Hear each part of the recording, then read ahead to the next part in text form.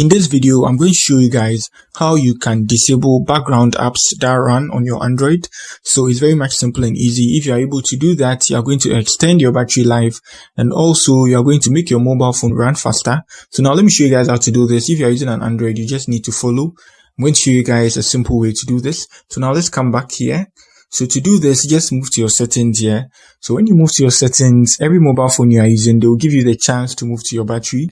So I'm using an LG right now, and I move to my battery here. Every mobile phone, you're going to see that. So now you move to your background restrictions here. So you move here to this side, and then you turn every app off. You get it? You just need to turn it off. So there are some apps that whilst your phone is idle, they'll be using your mobile phone. You get it? Sometimes they use data in the rest. So you just need to, restrict all of them by turning them on like this. So you just turn it on, and then you disable them from working in the background. If you are not willingly using them, that's how it is. So now let's come back to our settings again. Let's say you are using a mobile phone that the settings is a bit weird. You just come to the search button. Every settings of a mobile phone has the search button. So you can search background app, something like that.